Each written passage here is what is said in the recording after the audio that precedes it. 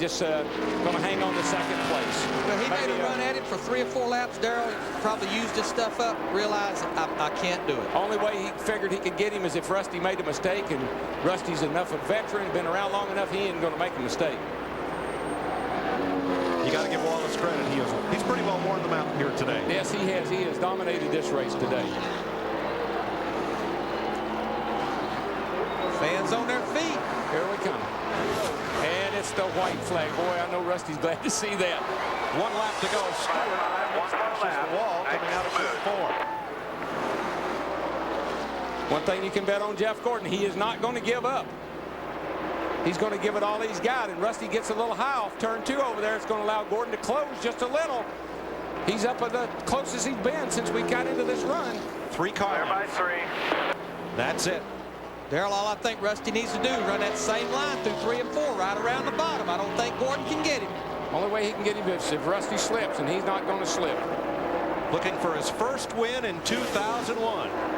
Rusty Wallace wins Clear by 3. And will win it. Rusty Wallace wins in California.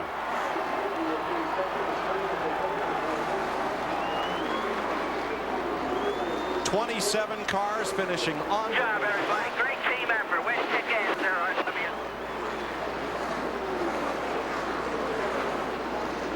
Rusty's last win was Bristol in August of 2000, 21 races ago. And that's a long dry spell for that team, because that is one of the best teams in racing right there, one of the best funded teams and one of the best drivers in the sport.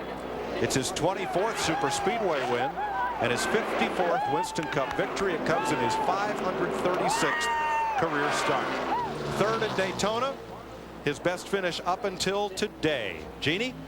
Robin, you guys start the day. The car is a little bit loose. Minor adjustments. How dialed in did you have this car? It was pretty good after about halfway. I mean, Rusty, he's just great with the chassis, and you know, he picked it apart and got the best out of it. It wasn't perfect, but it was probably better than most right now. I just want to thank the guys at the shop. Larry and the guys at the engine room did a great job. Wife and kids at home, the whole 9 yards. I don't get to do that much, so thanks a bunch. Take a deep breath. Congratulations. And it's now 16 straight years that Rusty Wallace has managed 1 Winston Cup victory in a season. Well, let's see if how he does on his donuts here. He's going to give a few. Look at the crewman has walked out to Rusty, and he's got an Earnhardt flag. Oh, cool.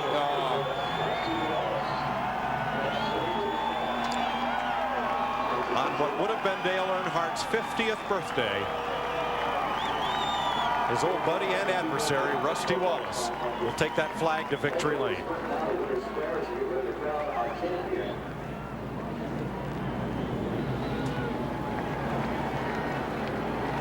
Keep in mind that Wallace made a similar victory lap to honor Alan Kulwicki when Kulwicki, then the defending Winston Cup champion, lost his life in an airplane crash at Bristol, Tennessee.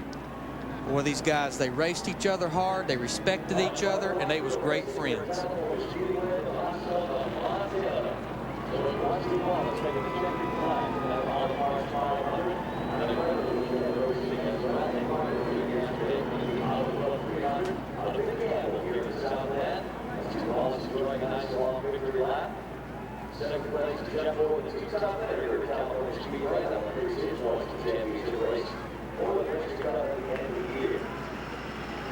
Is gathered down in our MBNA winner's circle, where the Miller Lite crew will be celebrating Rusty Wallace's first win of the season. He ties Jeff Gordon and Lee Petty for 7th on NASCAR's all-time victory list, and it's his 7th California victory. He got 2 wins at the Riverside International Raceway Road Course.